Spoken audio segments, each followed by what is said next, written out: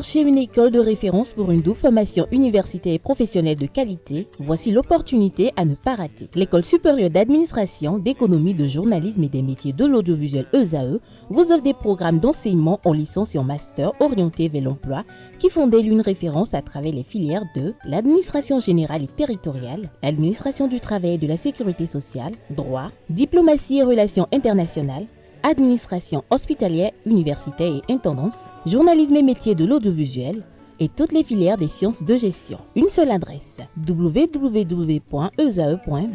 Rendez-vous dès maintenant sur nos campus ESAE Bedjromende au numéro 90 93 65 21 ou au numéro 98 98 14 00. Paracourt sur le numéro 52 46 12 12. Aboumé-Calavi au numéro 52 88 44 44. Akpata au numéro 52 88 33 33. ESAE, l'excellence a un nom. Lundi 17 février 2025, mesdames et messieurs, vous êtes sur ESAE Télévision et c'est Le Monde en 52 minutes cet après-midi. On parlera de la présidence de l'Union africaine, on ira en Ukraine. Israël sera également au rendez-vous et si le temps le permet, nous allons terminer par le Mexique pour décrypter toutes ces actualités. Cet après-midi, je suis avec Hamzat Abdoulaye, il est expert en relations internationales et consultant géopolitique. Bonsoir. Bonsoir. Comment vous allez? Je vais très bien. Et vous donc? Je pousse et je mets la cale et je suis là pour qu'on décrypte l'actualité. C'est heureux de le savoir. Nous démarrons par l'Union africaine, le Djiboutien Mahmoud Ali Youssouf, nouveau président de la Commission de l'Union africaine. Depuis le samedi, le remplaçant du Tchadien Moussa Faki est connu. Oui, au périple, je vais dire, d'une élection entre le Kenya et le Djiboutien, je pense que c'était un bras de fer qui laissait plutôt envisager la victoire du Kenya en réalité. Mais je pense que le Djiboutien l'a remporté, Ali Mahmoud Youssouf l'a remporté, parce que je trouve que les chefs d'État lui ont fait confiance justement parce qu'il provient un peu de cette corne de l'Afrique. Et il est censé également maîtriser les dossiers aujourd'hui de l'organisation. Et je trouve que la deuxième chose, c'est que les chefs d'État de l'Union africaine ont fait confiance aussi à quelqu'un qui est moins politique. Ouais. Parce que Ali Youssouf est beaucoup plus un technicien. Et vous allez être d'accord avec moi, quand il s'agit des sujets techniques au sein de l'Union africaine, il est important de faire confiance à des techniciens qui maîtrisent les dossiers et qui puissent surtout ne pas en faire un travail ou un usage politique, parce que ça ne fonctionne pas très souvent quand à la tête vous avez un homme politique à la tête de l'Union africaine. Ça fait parfois détourner la commission de ses objectifs. Alors, l'exemple de l'ancien président Moussa Ali Faki Mahamat prouve le contraire, parce qu'il était un homme politique. Il a d'ailleurs occupé le poste de Premier ministre au Tchad pendant un temps sous le feu Idriss Déby Itno.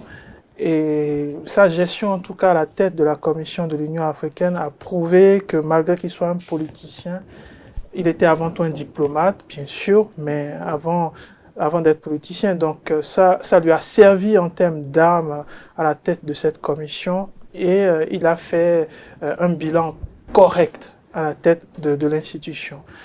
L'autre raison qui justifie le choix de Ali Youssouf, pour moi, c'est justement parce que il est issu de cette région, comme je le disais au début, mais surtout à cause du dossier sécuritaire, parce que le dossier sécuritaire ou les dossiers sécuritaires sont un peu ces dossiers qui, je vais dire, entachent la crédibilité parfois de la Commission de l'Union africaine, et ça va rester son principal challenge en réalité.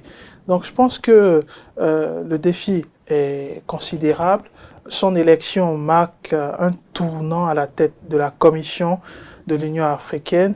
Et son élection surtout marque la confiance des chefs d'État en sa personne, en ses qualités et en ses compétences. Les joueurs venus nous diront exactement de quelle façon il va procéder pour régler la question des dossiers qui sont sur sa table. Alors justement, c'est pratiquement la première fois que l'élection à la tête de la Commission de l'Union africaine est âprement discutée. Pourquoi? Oui, âprement discuté parce que j'évoquais tout à l'heure le Kenyan Raila Odinga qui faisait figure, je vais dire, de favori. Et il a surtout fait une élection tonitruante en ce sens où il a fait beaucoup de bruit. Il s'est rapproché de beaucoup de diplomatie, de beaucoup de chefs d'État en défendant un programme que moi j'appelle un programme cosmétique parce que justement il mettait en avant beaucoup plus une façade qui ne traitait pas le fond des sujets techniques qui sont les principaux défis de la Commission de l'Union africaine.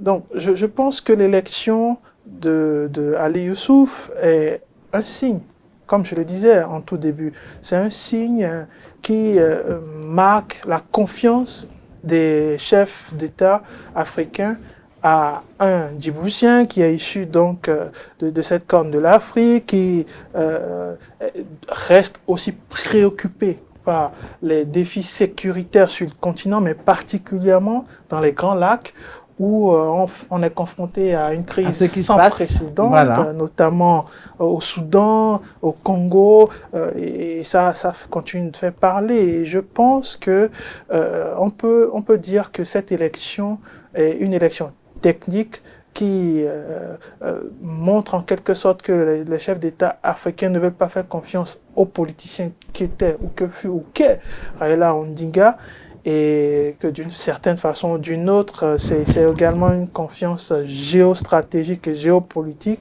en ce sens où Mahmoud Ali Youssouf est du milieu, maîtrise la région, maîtrise l'institution elle-même, et il ne faut pas oublier que son vice-président ou sa vice-présidente est une Algérienne également qui maîtrise également le fonctionnement. Oui, mais à ce niveau, est-ce que normalement, ce siège de la présidence de la Commission ne devrait pas revenir au Maghreb cette fois-ci? Parce que ça fait quand même 2 ou 3 mandats que normalement c'était le tour du Maghreb de prendre la tête de la Commission européenne, de la Commission de l'Union africaine. Mais cette fois-ci encore, on constate que c'est la Corne de l'Afrique qui s'en sort. Oui, la Corne de l'Afrique pour plusieurs raisons. Déjà, les défis majeurs auxquels fait face le continent, surtout quand il s'agit du dossier sécuritaire, c'est dans ces régions en réalité.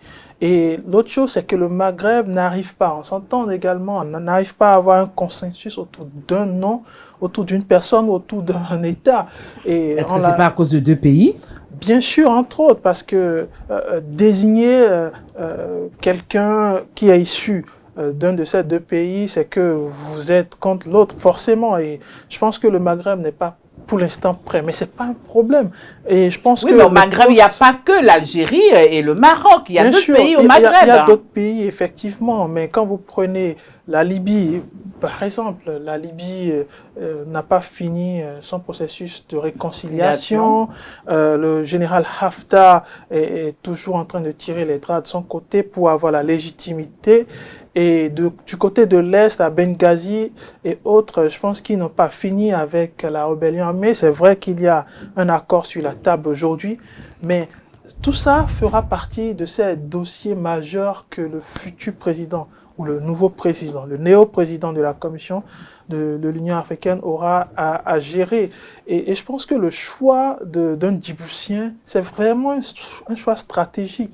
Et quand vous prenez les votes, vous allez le constater, c'est quasiment à l'unanimité que le Maghreb l'a validé. Premièrement, parce qu'il est complètement arabophone, mais également bilingue, dans le sens où il parle très bien le français et l'anglais.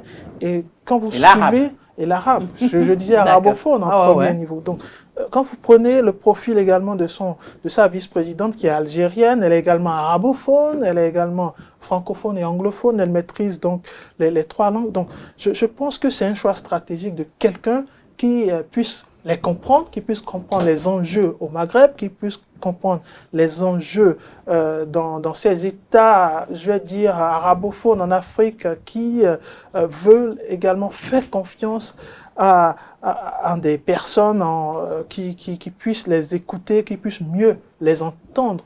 Et je me réfère bien sûr au Soudan, qui est également arabophone, au Tchad aussi, et à tous les pays du Maghreb. À cela, j'ajoute l'Égypte et bien entendu la Libye. Alors justement, ce sommet a été une nouvelle fois une occasion pour l'Algérie et le Maroc d'étaler une fois encore aux yeux de tout le continent africain leurs dissensions. Est-ce que cette question, ce petit conflit entre l'Algérie et le Maroc, ça ne fera pas partie quand même des priorités du nouveau président de la Commission de l'Union africaine? Je pense que quand il s'agit des questions qui vont au-delà des États, le Maroc et l'Algérie parfois taisent leurs différends et c'est tant mieux pour le bon fonctionnement de l'Union africaine, de l'organisation, de la Commission aussi. Et je trouve que il est très important pour qu'on ait un résultat probant, surtout pour cette nouvelle présidence de Ali Youssouf. Il est important que les divergences entre États puissent se taire parce que si l'Algérie et le Maroc continuent d'alimenter ces divergences, ça pourrait être source de conflit et même source de blocage au sein de la Commission.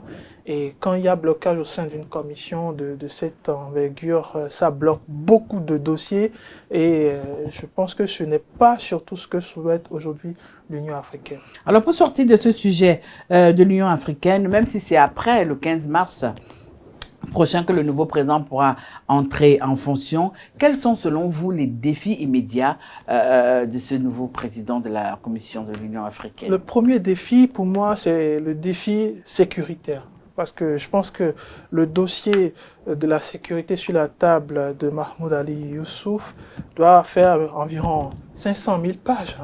Je paraphrase.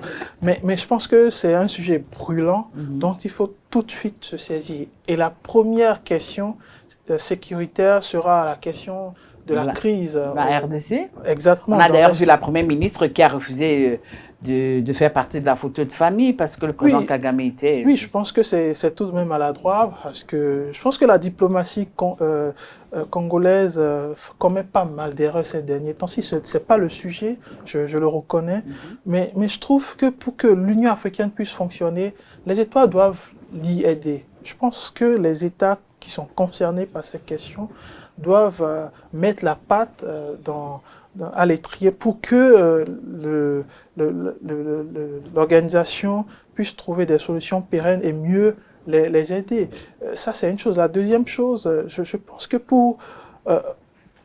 en matière de ce dossier, surtout qu'il faut vite évacuer, il y a la crise au Soudan également, dont on ne parle quasiment pas. Qui semble perdurer. Hein. Exactement, dont on ne parle quasiment pas. Et je pense que le choix de Mahmoud Ali Youssouf, c'est un choix stratégique aussi pour que probablement les âmes se taisent au Soudan. Et concernant également les multiples conflits, j'évoquais tout à l'heure la Libye aussi, ce n'est complètement pas terminé.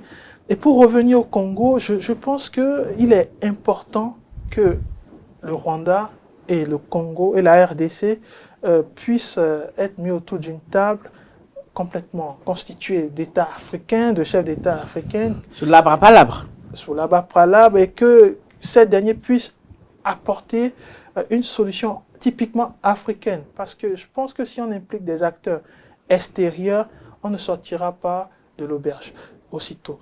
Le deuxième sujet important sur lequel le nouveau président de cette commission doit surtout se tabler, c'est la question de l'autonomisation et de l'indépendance financière de l'Union africaine. Il est important qu'aujourd'hui on traite définitivement de cette question parce que vous allez le constater, nous sommes à une nouvelle ère.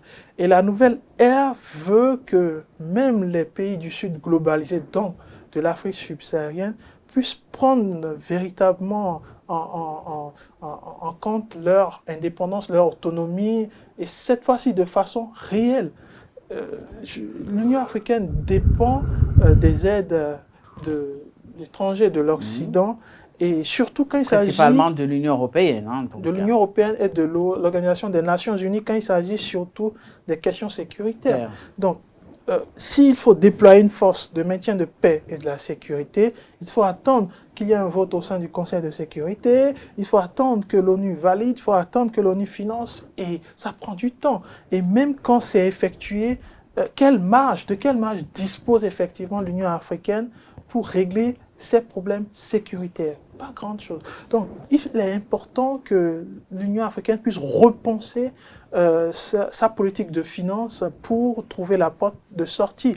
Il y a encore quelques années, surtout aux premières années de la création de l'organisation, la Libye de Mohamed Kadhafi d'alors était le principal bailleur, mais surtout avait mis en place une stratégie de financement purement africaine, certes financée à 90% au début par la Libye, mais une solution de financement africaine, c'est-à-dire les 10 pays au plus grand PIB du continent participaient à 50% au financement de l'organisation. Alors la désintégration de la Libye ensuite a fait vaciller ce système, et aujourd'hui le financement est porté à peine par quelques pays. Et en plus, il y a dans les tests de l'organisation un dispositif qui oblige les États à contribuer à 0,2% de leur budget à l'Union africaine, au fonctionnement de l'Union africaine, au financement.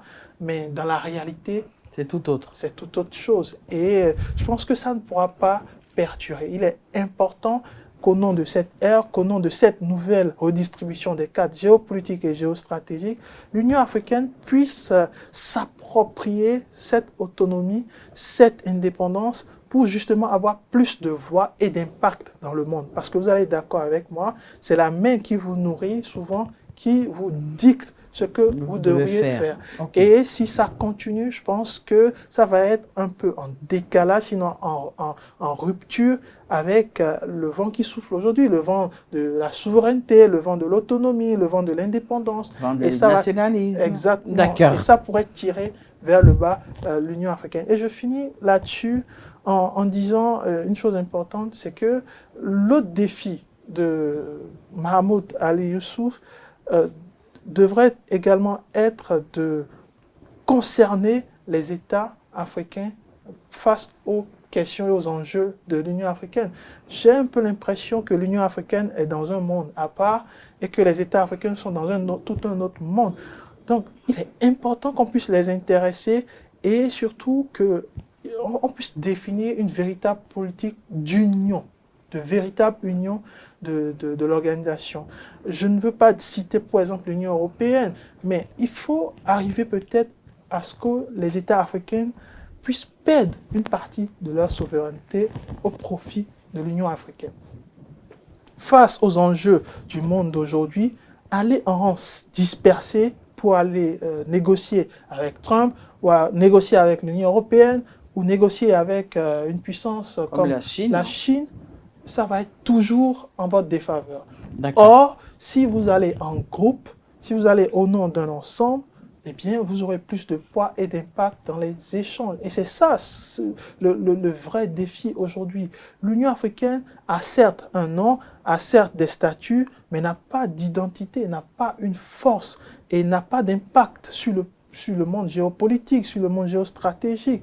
J'ai lu ce matin le tweet d'Emmanuel Macron, justement, qui saluait l'élection de Mahamoud Ali Youssouf, mais je continue de le dire, si la France doit traiter directement avec l'Union africaine, sans que derrière il y ait une vraie stratégie, sans que derrière les États africains ne soient véritablement unis et n'acceptent pas de perdre une partie de leur souveraineté, eh bien, ça pose un problème. Ça posera à la longue un problème et on n'est pas prêt de sortir de ce bourbier. Là, nous nous rendons du côté de l'Ukraine, accord sur les minerais avec les États-Unis, le refus de Zelensky pour le moment. Zelensky entend-il négocier au prix fort ces minerais aux États-Unis?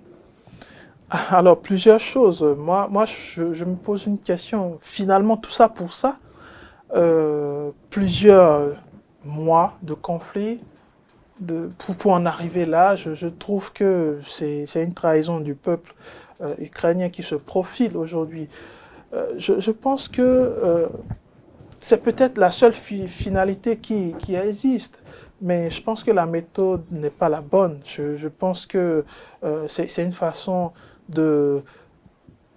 d'obtenir une paix qui va coûter très cher à l'Ukraine et qui va coûter cher même des années après à l'Ukraine. Alors justement, est-ce que Zelensky a-t-il raison de poser cette condition-là? C'est-à-dire que je veux bien vendre mes minerais, oui, mais à côté de ça, j'ai besoin des garanties concernant ma sécurité vis-à-vis de la Russie, de la sécurité que peuvent me procurer les États-Unis. Je pense surtout que ce n'est pas qu'une histoire de vente, c'est surtout une histoire de payer, de rembourser ce qui a été dépensé durant tous ces mois en réalité. Est-ce que l'Ukraine a les moyens aujourd'hui pour payer les 500 milliards que réclame Donald Trump? Je ne suis pas sûr. Donc, mettre à profit ou mettre à disposition les minerais, le sous-sol ukrainien au profit des Américains, c'est une façon de rembourser les dettes. Donc, je pense qu'il n'est pas vraiment en position de force pour dire quoi que ce soit. Et c'est ça ce qui est un peu dommage, c'est-à-dire vous avez aujourd'hui un président ukrainien qui est affaibli, qui est vraiment affaibli, non seulement devant ses partenaires traditionnels, c'est-à-dire les Occidentaux, mais aussi affaibli devant les États-Unis de Donald Trump. Et ça pose un problème majeur, c'est-à-dire vous avez une guerre qui a tout détruit sur son passage et derrière vous n'avez pas de garantie pour reconstruire le pays. Et ça risque de démontrer un nouveau drame sur ce chantier ukrainien.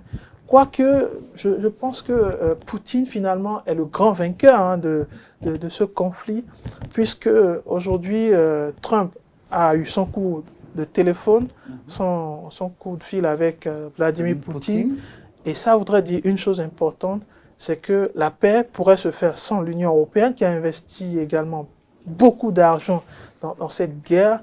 Et cela voudrait aussi dénoter un message important, c'est-à-dire les conflits qui sont dans le monde de part et d'autre, finalement, sont toujours financés par quelqu'un ou par un État pour un intérêt bien précis. Et ça nous rappelle la formule qui est très trash, qui dit « les États n'ont absolument pas d'amis, les États n'ont que des intérêts ». Alors, justement, on sait que lors de la conférence de Munich, le président Zelensky a déclaré, je cite, « Je n'ai pas autorisé le ministre à signer l'accord parce qu'il n'est pas prêt. À mon avis, il ne me protège pas. » Alors, dites-nous un peu, en déclarant ainsi, quelles sont les craintes du président Zelensky? Je pense que le président Zelensky a l'impression que finalement, l'avion passe au-dessus de sa tête. Il a raté, absolument. Il a manqué quelque chose dans l'histoire et le contrôle lui a échappé par rapport à la situation. Et personne ne voyait effectivement venir Donald Trump il y a encore quelques mois. Tout le monde se disait Joe Biden allait revenir et assurer la continuité, le financement.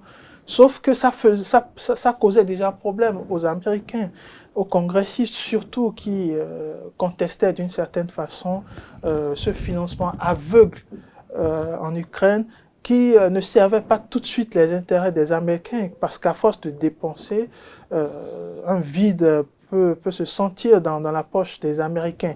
Et aujourd'hui, Trump est venu dans la posture où on a déjà suffisamment, où il dit qu'on a suffisamment dépensé. Il est temps qu'on puisse arrêter cette guerre qui ne leur profite pas, et il est temps également qu'ils puissent récupérer tout ce qu'ils ont investi. Et ça, c'est une autre réalité, c'est-à-dire le financement pendant la guerre n'est pas gratuit. À la fin, vous allez toujours payer les notes et les frais. Dans ce cas, à quoi bon faire la guerre finalement? À quoi bon faire la guerre? Et je pense que Zelensky va faire face à plusieurs défis. Déjà, le défi de la légitimité en Ukraine. Il a beau rester président de l'Ukraine, chef de l'armée, mais la question va se poser, est-il toujours légitime pour rester à la tête de l'Ukraine, puisqu'il a conduit le pays dans cet état? C'est-à-dire, je posais la question, tout ça pour ça, finalement, est-ce que ça nécessitait d'en arriver là, finalement? Donc je pense que sa légitimité sera remise en question. La deuxième chose auquel il fera face, c'est le poids de l'Ukraine à travers sa personne dans les négociations. Aujourd'hui, l'Ukraine est clairement avec Donald Trump en position de faiblesse dans les négociations.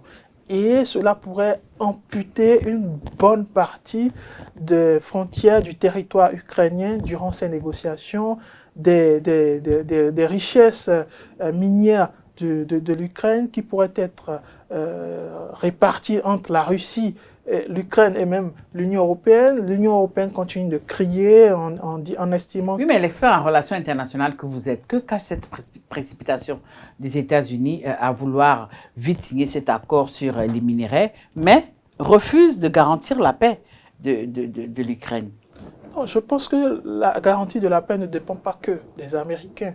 Mais signer ces accords, pour moi, c'est une façon d'avoir la garantie et la certitude... Que l'Ukraine va cesser la guerre, c'est ça? Non, avant de cesser la guerre... Va déposer les armes?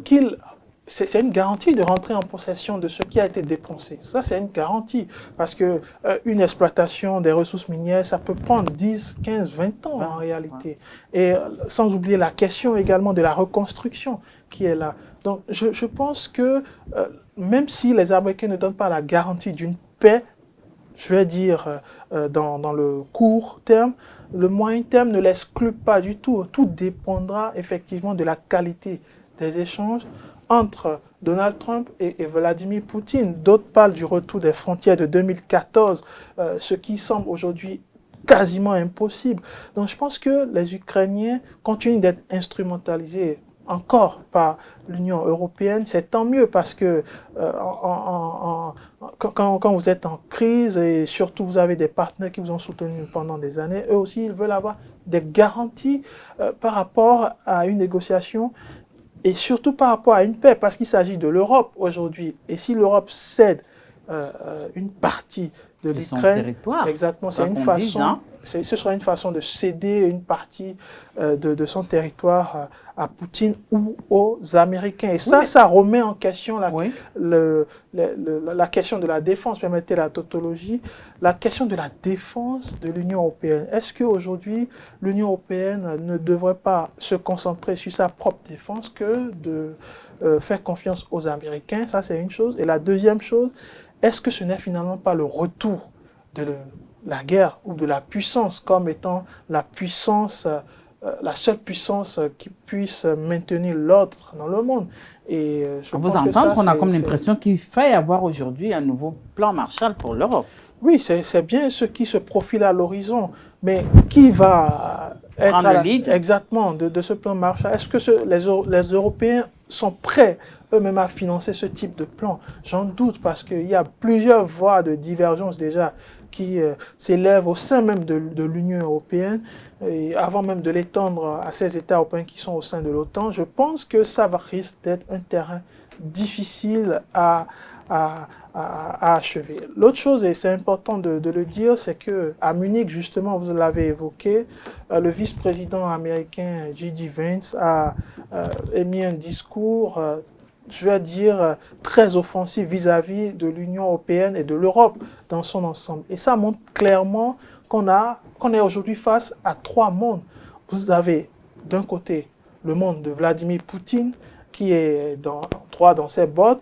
Vous avez d'un autre le monde de l'Union européenne, qui a montré à plusieurs niveaux des points de divergence et de différence avec les Américains. Et vous avez aujourd'hui le monde des Américains, protectionniste, ultra-protectionniste d'ailleurs, le nous d'abord. Et les autres après. Les autres après, quitte même à marcher sur les autres. Les autres et même les traditionnels partenaires. Et ça nous ouvre un nouveau monde qu'on n'avait pas connu. On avait certes connu la période de la guerre froide, mais la guerre froide, c'était deux blocs qui s'affrontaient.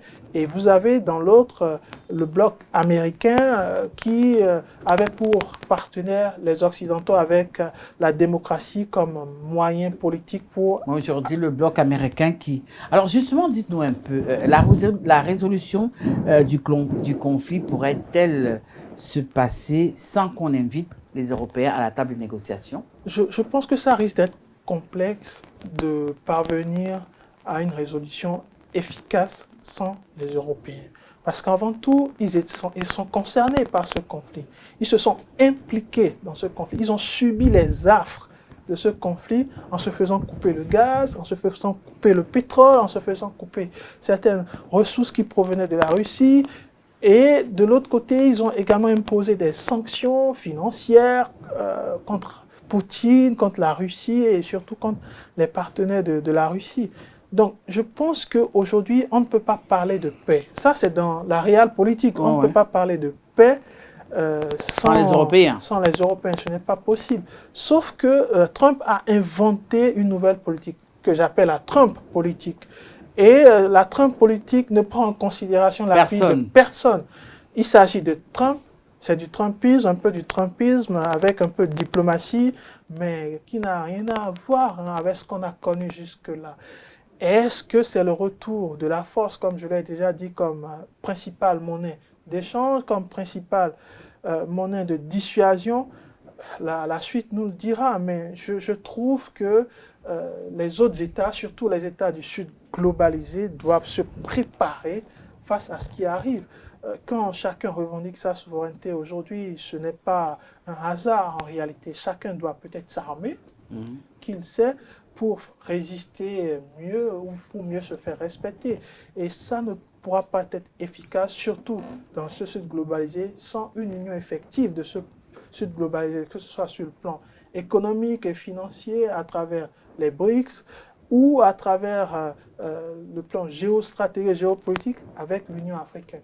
Alors là, nous nous rendons du côté d'Israël. L'État hébreu a habillé les détenus palestiniens avec des vêtements arborant une étoile de David. Alors, je vous pose la question. Les détenus palestiniens avec des vêtements à l'étoile de David.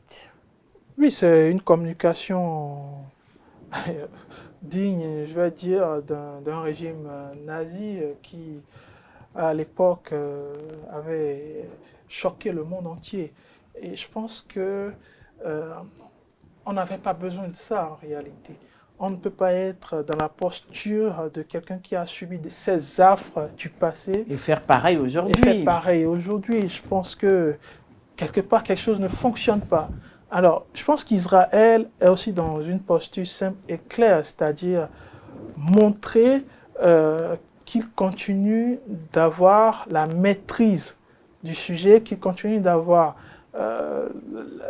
qu'il continue de tenir en laisse, je vais dire, les prisonniers palestiniens et surtout le sujet palestinien. Je pense que depuis Donald Trump, on reparle encore de Trump, je pense que depuis son arrivée, Israël a un peu perdu de sa verve, donc il ne lui reste que ces moyens-là. Tout semble tourner autour de Trump, hein, oui, le monde aujourd'hui, la géopolitique tourne autour de Trump, la diplomatie tourne autour de Trump. Quand on évoque l'aide au développement aujourd'hui, Trump est au cœur des débats puisqu'il a gelé la majorité de ces aides. Et en revenant à Israël, Trump, et ça c'est un paradoxe, il a continué à dire, il soutient Benjamin Netanyahou, il soutient Israël, mais derrière il fait des déclarations paradoxales. Et c'est là où je dis, il a inventé une nouvelle type de dynamique politique, la Trump politique, qui consiste à inventer de nouvelles règles. Aujourd'hui, je vous dis, je suis d'accord avec vous. Mais le jour d'après, je dis, mais il y a des conditions. Oui, mais est-ce que ce n'est pas parce qu'il voit l'économie partout? Est-ce que ce n'est pas parce qu'il voit du business partout? Oui, Trump, avant tout, c'est un businessman. Et je pense que ça va être ce qui va le tirer vers le bas. Cette politique va certainement marcher parce que ça ressemble à un feu follet. Ça prend tout de suite. Mais dans le moyen, le long terme, ça risque d'avoir des répercussions même au sein de son pays, parce que je pense que les élections du mid-term déjà vont situer Donald Trump et vont pour moi être une... Et là, il n'a pas encore commencé son programme proprement dit. Hein, oui, justement. Parce qu'il est encore en train de régler des comptes. Trump est arrivé dans la posture de complètement changer le système sous Joe Biden. Et je pense que c'est un travail qui va prendre énormément de temps. Beaucoup risquent de ne pas le comprendre. Je suis le premier. Mais sur le chantier israélien, j'insiste là-dessus. Je pense que marquer les prisonniers avec l'étoile de David, je pense que c'est pas respecter déjà les convictions religieuses des uns et des autres. Des uns et des autres. Et je pense que c'est manquer à cette règle internationale pour les détenus politiques, les réfugiés, etc. On n'a pas besoin de leur infliger une autre sorte de violence que moi j'appelle violence psychologique. Alors, mais que cherchait donc Israël en rendant ces photos publiques? Oui, c'est la guerre de la communication. Israël veut continuer à montrer qu'elle maîtrise son sujet. Israël continue à montrer que malgré, dans les négociations surtout, Israël a perdu le fil à cause de Donald Trump justement qui a imposé certaines choses au sein même des négociations. Je pense qu'Israël veut continuer à montrer une image d'un État qui ne veut pas perdre la face, surtout au niveau de la communication, d'un État qui continue à exister à travers ce langage que j'appelle le langage de la provocation en réalité. Et je trouve que c'est aussi une façon de dire, enfin c'est un message envoyé au Hamas aussi et aux Palestiniens pour montrer que Israël, quoi qu'il arrive, quoi qu'il advienne, c'est toujours Israël. Restera Israël et avec les prisonniers ou avec les politiques. Alors justement, nous savons que la trêve est arrivée à terme hier, dimanche, 15 février. Alors, à quoi devrons nous attendre à l'après? Oui, déjà, je pense que la trêve, c'est une partie de la négociation. Il y a une autre partie qui est censée s'ouvrir. Mais il y a quelques jours, Donald Trump avait dit si tous les prisonniers ne sont pas libérés du côté palestinien, eh bien, il va donner son aval pour qu'il y ait une avalanche de violence, pour que l'enfer se déchaîne. Ça, c'est ses propos à Gaza ou en Cisjordanie ou ailleurs.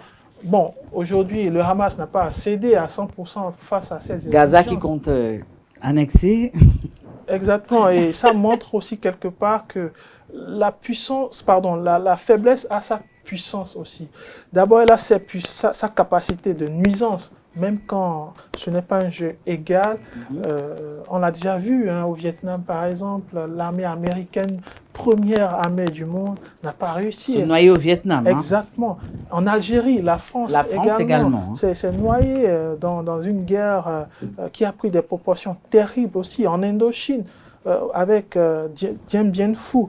Donc, je pense que la puissance ne réglera pas toujours les problèmes et surtout ces crises dans le Proche et Moyen-Orient.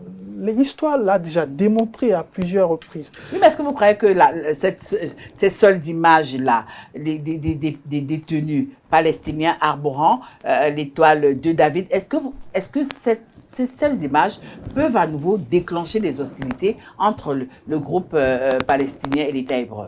Je ne pense pas aujourd'hui. Je pense que ça ça va choquer les consciences, ce qui est certain, et dans le monde arabo-musulman et en Palestine et également dans le monde diplomatique, parce que c'est un message qui démontre clairement qu'il y a un abus d'Israël vis-à-vis des détenus.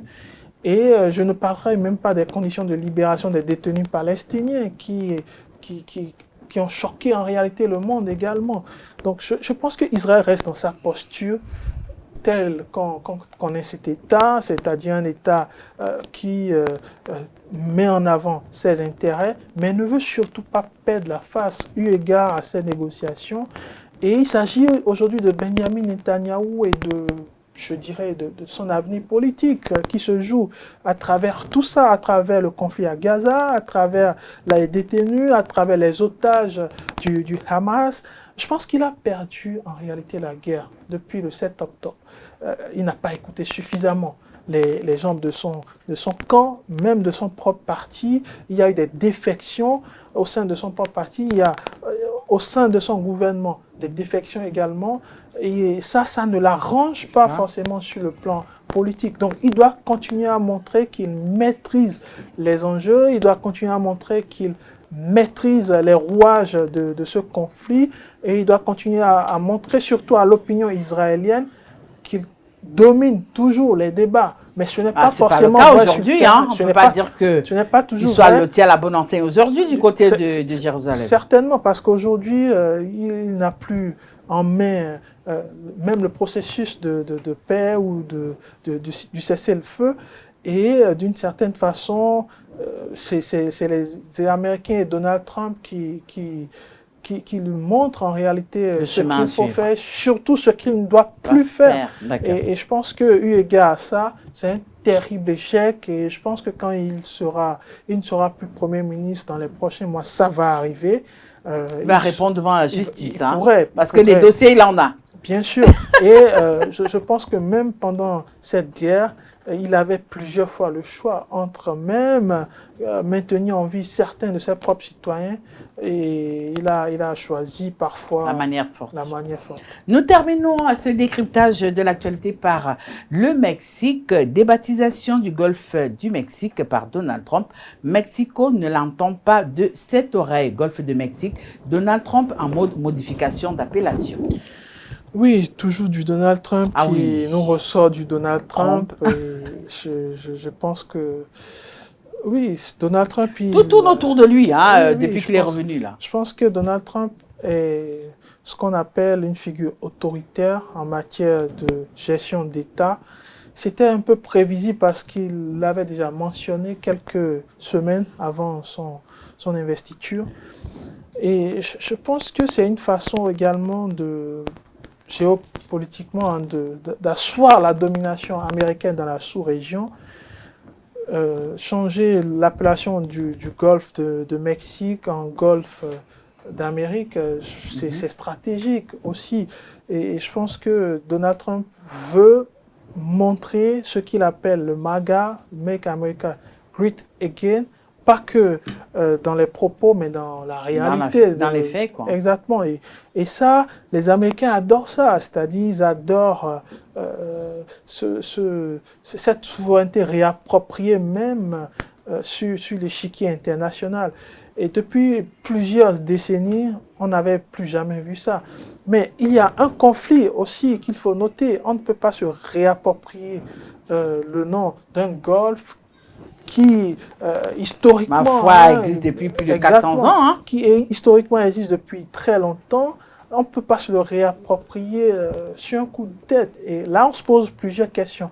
Est-ce que les Américains ne sont pas en train de vouloir créer un nouveau conflit, surtout dans cette région? Est-ce qu'il... Très pétrolifère. Exactement. Est-ce qu'il... Donald Trump et le pétrole, ça fait un. Est-ce que derrière, il n'y a pas des intentions peut-être de se réapproprier ou de s'approprier toute cette partie du golfe, désormais du Mexique? Non, on garde le golfe de Mexique, c'est mieux. Bon, je pense que Google l'a déjà changé sur ses plateformes et je pense qu'aujourd'hui, vu que le monde est googlisé, ça va être difficile pour le Mexique de retrouver l'appellation du golfe de Mexique. Quoique, sur la table, en tout cas, je ne pense pas que le Mexique ait le pouvoir, la force, encore moins les capacités de changer quoi que ce soit aujourd'hui. Oui, mais ça rappelle... Alors, mais justement, pourquoi certains Américains estiment que c'est juste une question de sémantique?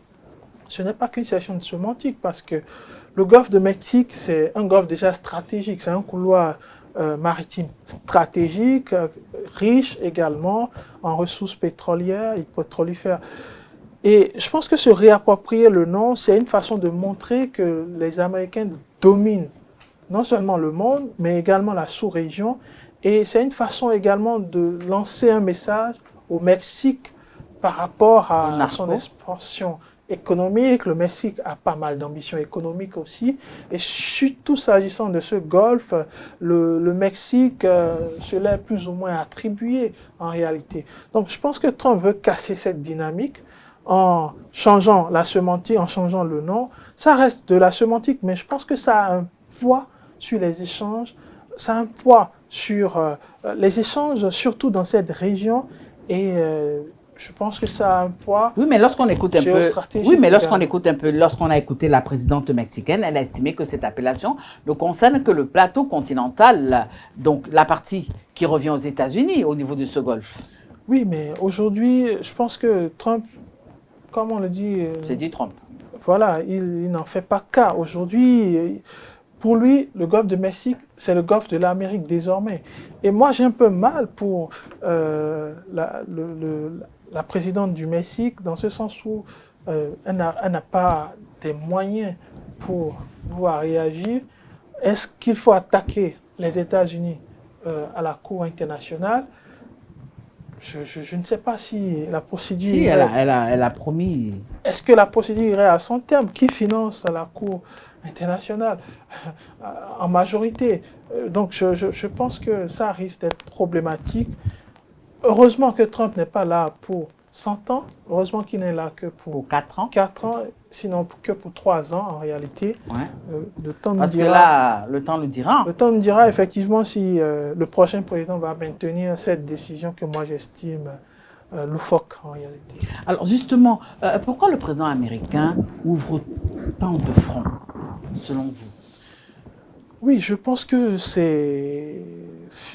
enfin, c'est une façon d'être fidèle à son image. Donald Trump, il veut être sur tous les fronts, déjà, au nom justement du MAGA, du Make America Great Again, être sur tous les fronts économiques, sur les fronts commerciaux, sur tous les fronts en réalité, géopolitique, diplomatique, parce qu'il est un peu, comme je disais, la figure autoritaire d'un homme à la tête d'un État. Alors, pas que d'un simple État. Les États-Unis sont la première puissance du monde et une puissance qui était un peu en déchéance suite à ces multiples crises, notamment la crise du Covid, la crise économique, la crise même du dollar qui a fragilisé l'économie américaine. Donc, je pense que Trump a surtout intérêt à être sur tous les fronts pour rassurer ses électeurs et pour aller aussi au bout de son projet de société. Parce que dans son projet, effectivement, il voulait être sur tous les fronts, il voulait mettre la fin. Oui, il mais, voulait mettre fin est-ce qu'il finira par laisser des plumes? Il y a des fronts certainement où il laissera énormément de plumes. Je trouve que Trump va se casser les dents dans le moyen et le long terme. Il va se casser les dents. J'avais parlé des élections du midterm qui ne sont pas si loin tant que ça, c'est dans 2 ans, et il sera confronté à la réalité politique de son pays. Est-ce que tout le monde est d'accord par rapport à ces multiples fronts qu'il a ouverts? Est-ce que les Américains vont continuer à le porter? Est-ce qu'ils ne vont pas le vomir? C'est autant de questions qui restent posées. Mais pour moi, il va se casser les dents à tous les coups parce que ce n'est simplement pas possible d'inventer un nouvel ordre alors que on n'a pas fini de régler les problèmes de l'ancien monde. On n'a pas fini de régler les problèmes qu'a causé la guerre froide, par exemple. On n'a pas fini de régler tous les problèmes et il veut créer d'autres problèmes. Alors, il y a du bon sens aussi dans ce qu'il dit. Je ne vais pas que tirer à boulet rouge sur ce que Donald Trump fait ou dit, mais je pense que le monde, depuis 1945, a créé un ordre aussi un peu défavorable à certains États au détriment d'autres. Comme je le dis souvent, il y a 3 choses qui ont été mal gérées après 1945, la mondialisation, la chute du mur de Berlin et la décolonisation. Donc, toutes ces choses-là ont en réalité été fabriquées par le Nord et les puissances du Nord.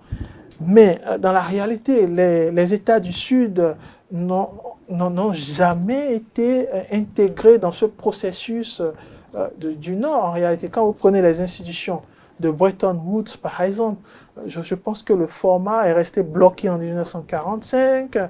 Les taux d'intérêt, par exemple, quand les États du Sud font des prêts, ne sont pas les mêmes taux que les États occidentaux. Les contrats ne sont pas similaires. Et tout ça tire les États du Sud vers le bas. Je ne parlerai pas des enjeux liés au développement. Je pense que les pays du Nord ne s'impliquent pas assez quand il s'agit de développer les autres États. Quand il s'agit également de la question climatique, je pense que c'est pareil.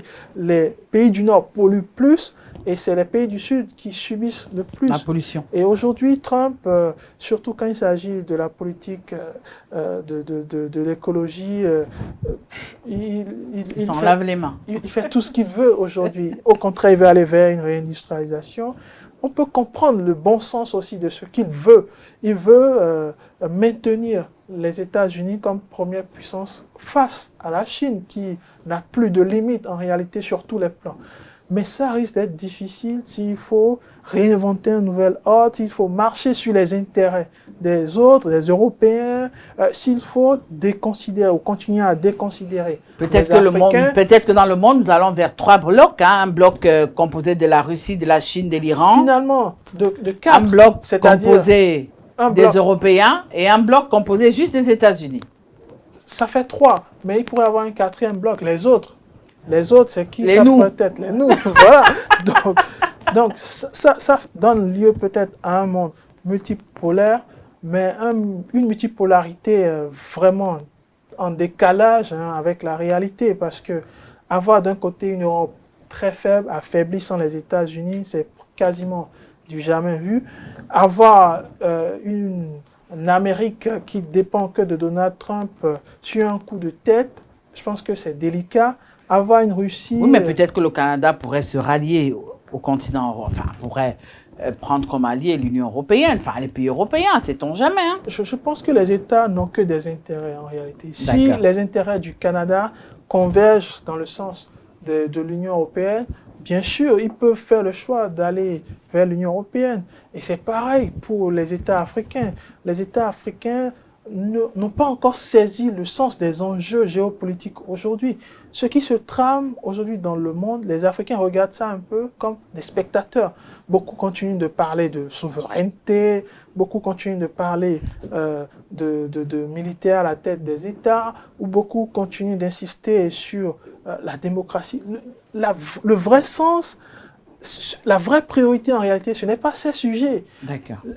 La vraie priorité aurait été de se consacrer sur des questions de développement, parce que ce n'est pas la souveraineté qui doit arrêter le développement. Ce n'est pas non plus la démocratie ou les élections, truquées ou non, qui doivent arrêter le développement. Non. Je pense que les États africains ne mesurent toujours pas le sens des enjeux, parce que vous ne pouvez pas être sur la balance de l'équilibre géopolitique aujourd'hui si vous n'accédez pas au développement. La Chine ne serait pas là où elle est aujourd'hui si elle n'avait pas achevé son développement. La Russie, encore moins. Donc, je pense que si on met en avant plus la souveraineté, au lieu de prioriser le développement, l'industrialisation, l'électrification et l'urbanisation de l'Afrique, je pense qu'on ne va pas bouger d'un seul pas, on va continuer à rester dans les mêmes thématiques dans lesquelles nous sommes vautrés depuis 1960 et ces 3 blocs finalement vont continuer